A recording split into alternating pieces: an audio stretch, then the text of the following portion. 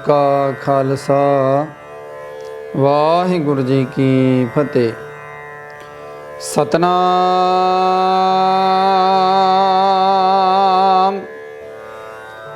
श्री वाहिगुरु साहिब जीओ।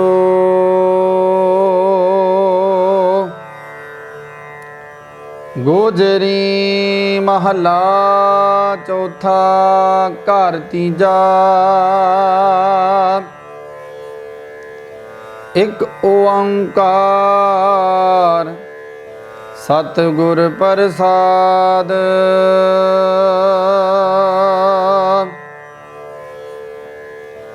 माई बाप पुत्र सब हर के किए। सबना को संबंध हर कर दिए।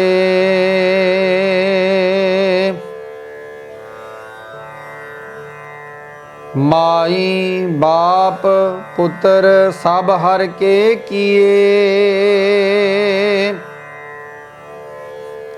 सबना को संबंध हार कर दिए।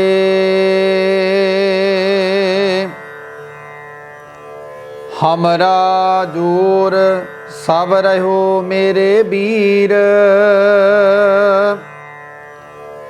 हर का तन मन सब हर कै बस है शरीर।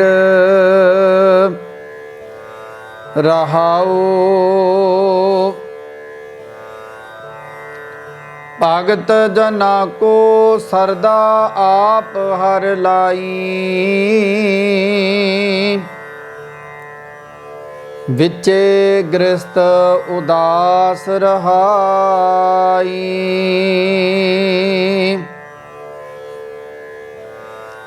जब अंतर प्रीत हर स्यों बन आई। तब जो किछ करे सो मेरे हार प्रभ पाई। जित कारै कम हम हर लाए।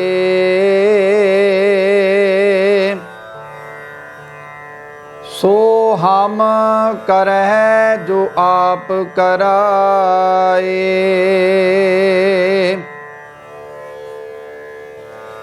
जन की भगत मेरे प्रभ पाई। ते जन नानक राम नाम लिव लाई। जन की भगत मेरे हर प्रभ पाई। ते जन नानक राम नाम लिव लाई।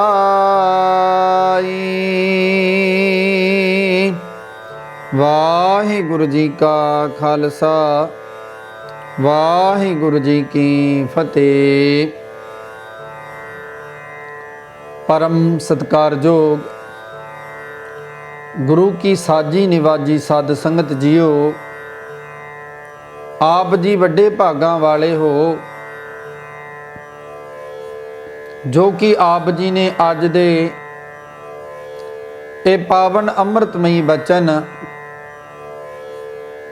सतगुर साहिब श्री गुरु रामदास जी दे दार सचखंड श्री दरबार साहिब अमृतसर तो समुची कायनात ते लुकाई भलाई दे लई सतगुरु साहिब श्री गुरु ग्रंथ साहिब जी महाराज ने अमृत वेले सोहणे सिंघासन ते सुभाईमान प्रकाशवान हो के सचखंड तो जो ये पावन हुक्मनामे बख्शिश कीते सन। सो आप समूह साध संगत ने इन्हां पावन वचनां नूं सरवण करके अपने जीवन सफल कीते हन। साध संगत जीओ आओ आपां सारे मन बिरतियां नूं इकागर करिए ते सुरत नूं सतगुरां दे चरनां विच टिकाईए तां कि सतगुरु पातशाह जी किरपा करन साडे ते मेहर बख्शिश करन, साडियां हाजरियां भी अपने दर ते प्रवान कर लैन ते साडा ये जीवन जिहड़ा है ये सफल हो जावे। सतगुर पातशाह जी दे बड़े पावन अनमोल बचन हन। हम अवगुण भरे एक गुण नाही, अमृत छाड़ बिखै बिख खाई। माया मोह भरम पै भूले, सुत दारा स्यों प्रीत लगाई। एक उत्तम पंथ सुनो गुर संगत, तह मिलंत जम त्रास मिटाई। एक अरदास पाठ कीरत की, गुरु रामदास राखो सरनाई। असी सतगुर पातशाह जी की शरण विच आउणा है ते पातशाह जी के चरणों विच आके ये अरदास बेनती जोदड़ी मालिक के चरणों विच करनी है कि पातशाह जी किरपा करो दीन के दाते, मेरा गुण अब गुण ना विचारो कोई। हे मेरे पातशाह एहो जी किरपा कर कि मेरे तू अवगुणा वल ना तकी, क्योंकि साडा शरीर ही अवगुणा दा भरिया होया है, विकारां दे मारिया होया ये शरीर है। किरपा करियो मेरे अवगुणा वल ना तकियो, किरपा करो दीन के दाते, मेरा गुण अवगुण ना विचारो कोई। माटी का क्या तो पै स्वामी, मानस की गत यही। हे मेरे मालिक ये मिट्टी अते लहू मास नूं कतर करके गुरु पातशाह ने इस शरीर घड़ दिता। हे मेरे मालिक हुण किरपा कर इस शरीर नूं अपने चरनां विच प्रवान कर लै। एहो जी जदों असी मन करके सुरत नूं टिका के गुरु रामदास महाराज दे चरनां दे विच अरदास बेनती करांगे, सच जान लियो साध संगत जियो साडी कीती अरदास बिरथा नहीं जा सकती। पातशाह जी दे पावन अनमोल बचन बिरथी कदे ना हो बई, जन की अरदास नानक जोर, गोविंद का पूरन गुणतास।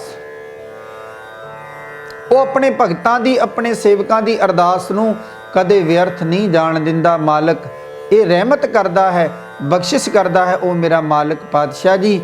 सो साध संगत जो असी उस रहमत नूं ही धारण करना है, उस रहमत नूं हासिल करना है गुरु दे चरनां नाल जुड़ के। सो अज दे ये पावन अमृतमयी बचन धन धन साहिब श्री गुरु ग्रंथ साहिब जी महाराज जी दे पावन अंग 494 ते शोभायमान हन। आओ सारियां ने इन्हां पावन बचनां नाल जुड़न दा यतन करना है जी। सतनाम श्री वाहिगुरु साहिब जीओ।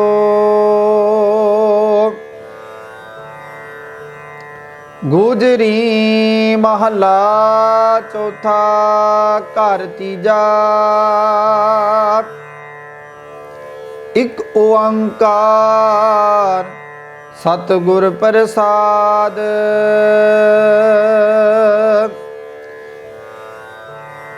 गुरु सवारी साध संगत जीओ अज दे ए पावन बचन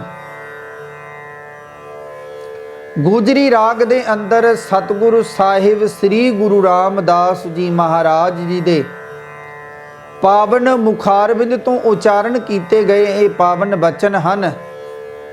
अते घर तीजा दा भाव इस नूं ठहराव दे विच भाव तीसरे घर दे विच गाउण दी हिदायत सतगुरु पातशाह जी करदे हन। एक ओंकार सतगुरु प्रसाद। साध संगत जो ओ परमात्मा एक है, ओ मालिक एक है ते ओ मालिक नूं पाउण दा जिहड़ा सुखैण ते सुचीजा ढंग है वो है गुरु। पूरे सतगुर दे चरनां नाल जुड़ के जिवें आपां पहलां भी बेनती कीती है कि असी सतगुर दे चरनां विच आके जुड़ना है।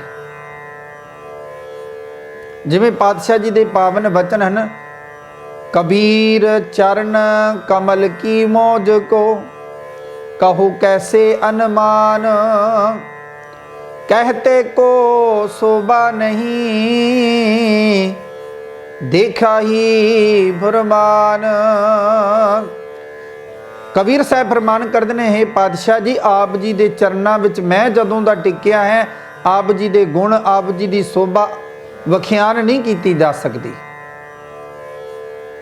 कोई अनुमान नहीं ला सकता कि मैनू किन्ना कि आनंद की प्राप्ति हुई है।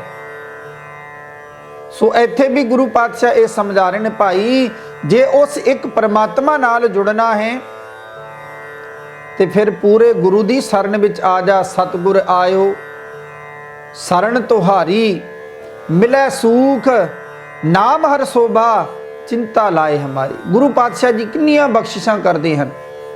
ਜਿਹੜੇ सतगुर की शरण ਵਿੱਚ आ जाते हैं, सच जान लियो साध संगत जियो, उन्होंने संसार ਵਿੱਚ सत्कारिया जाता है, वो शोभा के पात्र भी बनते हैं ते सतगुर के चरणों ਵਿੱਚ जुड़ के आनंदमय जीवन बतीत करते हैं संसार ਵਿੱਚ रह के। ते उस मालिक नूं जे एक नूं मिलना है ते पूरे गुरु की शरण ਵਿੱਚ आके पूरे गुरु नाल जुड़ के आनंद की प्राप्ति कर। साध संगत विच आ, साध संगत कर, साध संगत कीतियां ही तेरा ये जीवन सफल हो सकता है। माए बाप पुत्र सब हर के किए, सबना को सनबंद हर कर दिए। धन धन साहिब श्री गुरु रामदास जी महाराज ने बड़ा सुंदर फरमान किया है, माई बाप पुत्र सब हर के किए।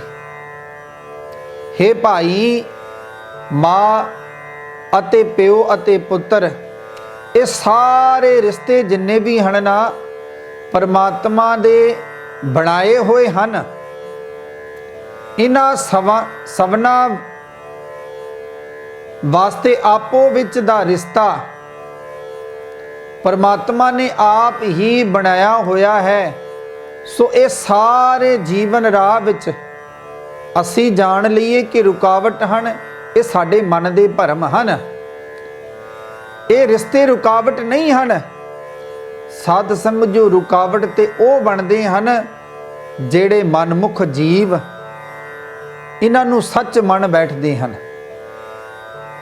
जिमें असी परमात्मा तो विछड़ के संसार विच जीवन लिया, परमात्मा ने कृपा की सानू संसार विच घल्लिया, ये सोहनी देही शरीर बख्शिया, स्वास बख्शिश कीते, साडे लई रिश्ते भी बना दिते, लेकिन असी उन्हां रिश्तियां विच रह के उस मालिक नूं भुल गए ते साडे लई ये रुकावट हैं। क्योंकि पातशाह जी दे पावन वचन हैं, दातै दात रखी हथ अपने, जिस भावै तिस देही, नानक नाम वरते सुख पाए, दरगह जापै से। भाई उस दाते ने, उस मालिक ने ते सानू दातां दे दित्तियां हैं, लेकिन इन्हां दातां नूं किवें वरतना है, इन्हां दातां नूं दे विच रह के किवें विचरना है, ये साडे लई सतगुरु पातशाह जी ने सानू ये दसिया है। भाई ये तू आप ही अपनी समझ दे नाल इन्हां रिश्तियां विच विचरना है। क्योंकि सब तो पहला माता ही बच्चे की पालना करती है ते माँ ही गुरु है। गुरुदेव माता, गुरुदेव पिता,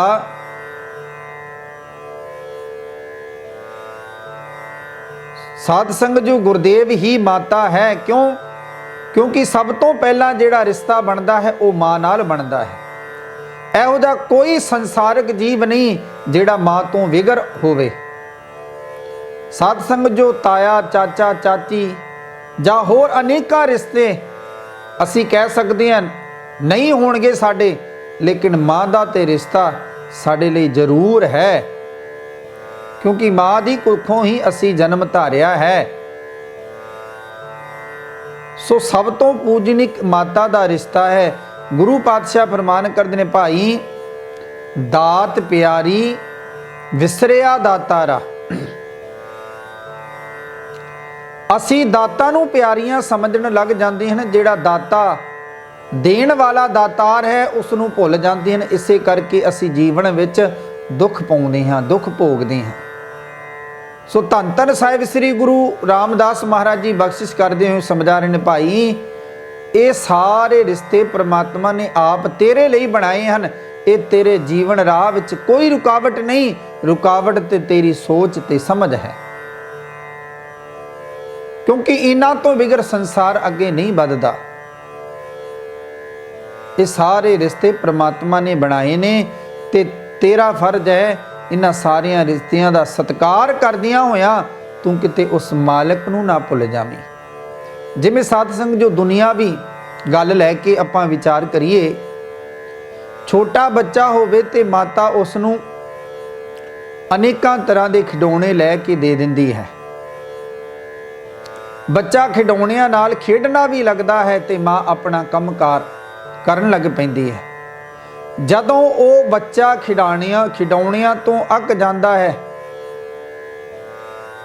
ਤੇ ਉਹ ਮਾਂ ਦੇ ਲਈ ਉਹ ਰੋਂਦਾ ਹੈ, ਤੜਪ ਕਰਦਾ ਹੈ ਤੇ ਮਾਤਾ ਆਪਣਾ ਸਾਰਾ ਕੰਮਕਾਰ ਛੱਡ ਕੇ ਆਪਣੇ ਬੱਚੇ ਨੂੰ ਚੁੱਕ ਕੇ ਆਪਣੀ ਛਾਤੀ ਨਾਲ, ਸੀਨੇ ਨਾਲ ਲਾ ਲੈਂਦੀ ਹੈ। ਉਸ ਬੱਚੇ ਨੂੰ ਖਿਡੌਣਿਆਂ ਨਾਲ ਮੋਹ ਨਹੀਂ ਪਿਆ, ਮਾਂ ਨਹੀਂ ਉਸ ਨੂੰ ਵਿਸਰੀ।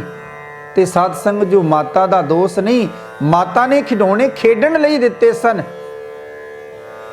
ਜੇ ਬੱਚਾ ਖਿਡੌਣਿਆਂ ਵਿੱਚ ਹੀ ਉਲਝ ਜਾਵੇ, ਮਾਂ ਨੂੰ ਭੁੱਲ ਜਾਵੇ, ਤੇ ਸਾਧ ਸੰਗ ਜੋ ਇਹ ਖਿਡੌਣਿਆਂ ਦਾ ਜਾਂ ਮਾਂ ਦਾ ਦੋਸ਼ ਨਹੀਂ, ਇਹ ਤੇ ਸਾਡੇ ਆਪਣੇ ਕਰਮਾਂ ਦਾ ਦੋਸ਼ ਹੈ।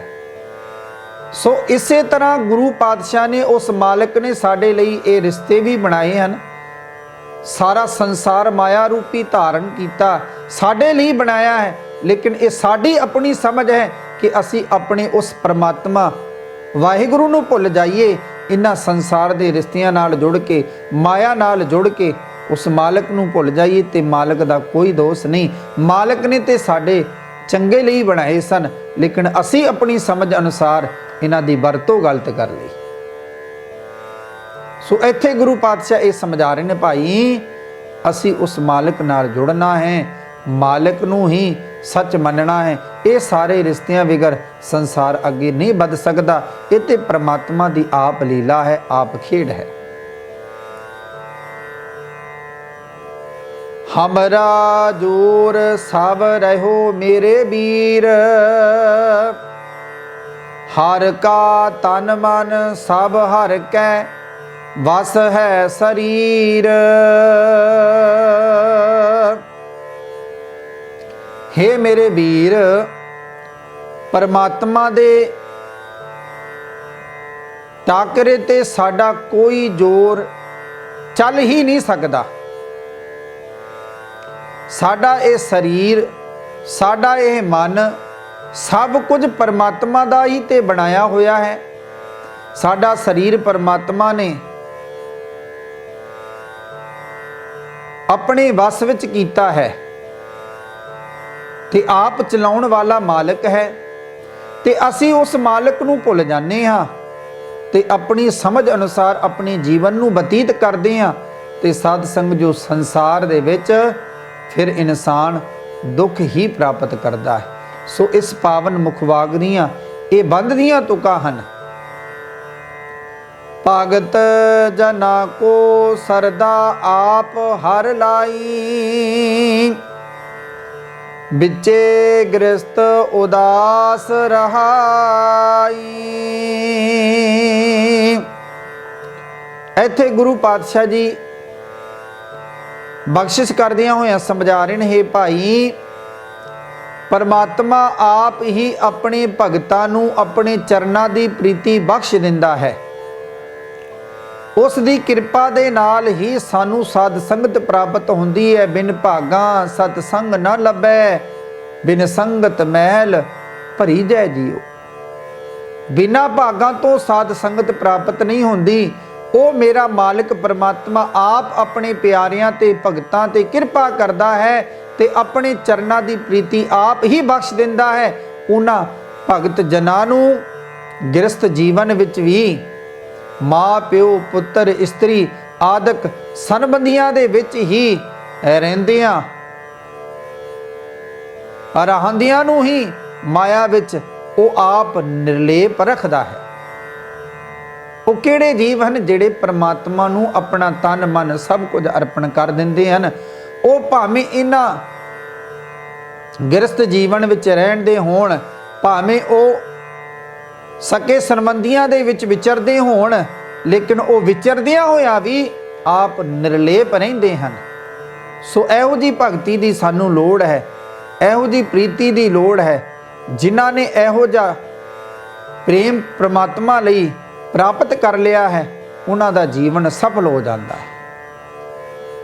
ਜਬ ਅੰਤਰ ਪ੍ਰੀਤ ਹਰਿ ਸਿਉ ਬਨ ਆਈ, ਤਬ ਜੋ ਕਿਛ ਕਰੇ ਸੋ ਮੇਰੇ ਹਰ ਪ੍ਰਭ ਭਾਈ। ਇੱਥੇ ਵੀ ਗੁਰੂ ਪਾਤਸ਼ਾਹ ਜੀ ਸਾਡੇ ਤੇ ਬਖਸ਼ਿਸ਼ ਕਰਦੇ ਨੇ, ਹੈ ਭਾਈ, ਜਦੋਂ ਮਨੁੱਖ ਦੇ ਹਿਰਦੇ ਵਿੱਚ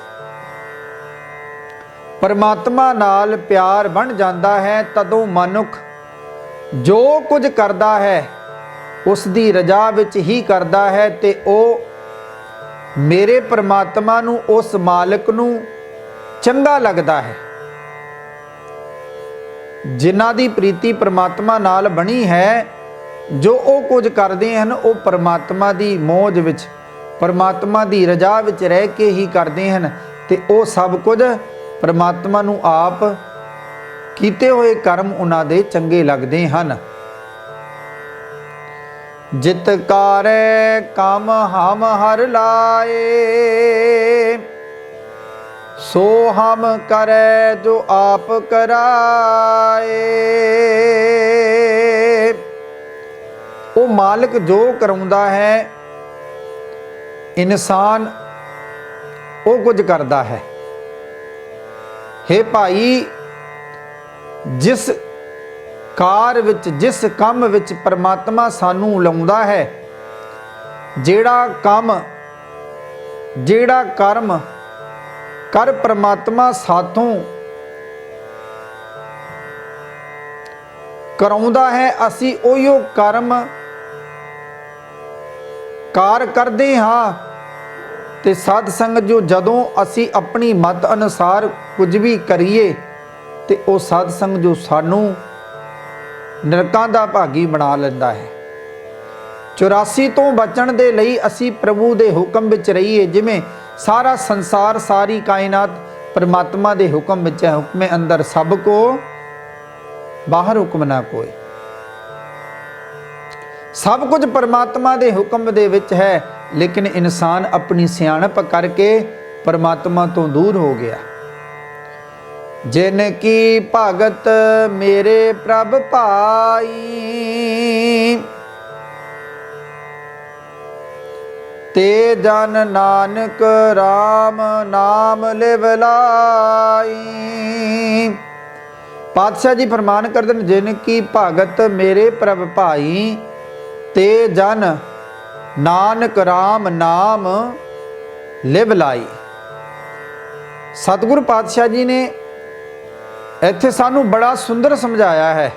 ਧੰਨ ਧੰਨ ਸਾਹਿਬ ਸ੍ਰੀ ਗੁਰੂ ਰਾਮਦਾਸ ਜੀ ਮਹਾਰਾਜ ਵੱਡੇ ਸਤਿਗੁਰੂ ਗੁਰੂ ਨਾਨਕ ਪਾਤਸ਼ਾਹ ਜੀ ਦੇ ਨਾਮ ਦੀ ਲਾਸਟ ਪੰਕਤੀ ਵਿੱਚ ਮੋਹਰ ਲਾ ਕੇ ਸਮਝਾ ਰਹੇ ਨੇ, ਹੇ ਭਾਈ, ਜਿਨ੍ਹਾਂ ਮਨੁੱਖਾਂ ਦੀ ਭਗਤੀ ਪਰਮਾਤਮਾ ਨੂੰ ਭਾ ਜਾਂਦੀ ਹੈ, ਭਾਵ ਪਰਮਾਤਮਾ ਨੂੰ ਚੰਗੀ ਲੱਗਦੀ ਹੈ, ਉਹ ਮਨੁੱਖ ਪਰਮਾਤਮਾ ਦੇ ਨਾਲ, ਪਰਮਾਤਮਾ ਦੇ ਨਾਮ ਨਾਲ ਪਿਆਰ ਪਾ ਲੈਂਦੇ ਹਨ, ਤੇ ਉਹਨਾਂ ਦਾ ਜਿਹੜਾ ਇਹ ਮਨੁੱਖਾ ਜੀਵਨ ਸਫਲ ਹੈ, ਉਹ ਸਫਲਾ ਮੰਨਿਆ ਜਾਂਦਾ ਹੈ। ਉਹਨਾਂ ਦਾ ਜੀਵਨ ਵੀ ਧਨ ਹੋ ਜਾਂਦਾ ਹੈ, ਉਹਨਾਂ ਦੇ ਸਵਾਸ ਵੀ ਸਫਲ ਮੰਨੇ ਜਾਂਦੇ ਹਨ।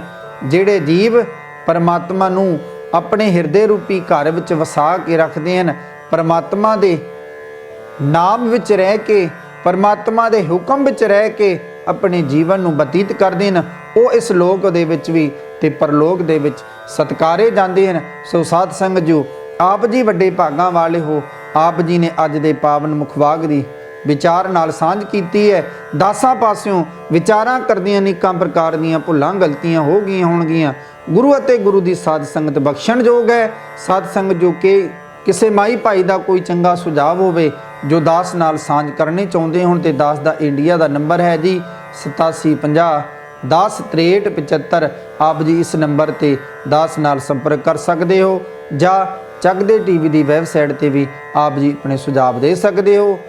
ਭੁੱਲਾਂ ਦੱਸਦੀਆਂ ਹਨ, ਬਾਣੀ ਸਤਿਗੁਰ ਦੀ ਹੈ, ਬਾਣੀ ਪੱਲੇ ਬੰਨ ਲਿਓ, ਭੁੱਲਾਂ ਦੱਸਦੀਆਂ ਝੋਲੀ ਪਾ ਦਿਓ। ਕਰੋ ਜੀ ਰਸਨਾ ਨੂੰ ਪਵਿੱਤਰ, ਬੁਲਾਈਏ ਫਤਿਹ। ਵਾਹਿਗੁਰੂ ਜੀ ਕਾ ਖਾਲਸਾ, ਵਾਹਿਗੁਰੂ ਜੀ ਕੀ ਫਤਿਹ।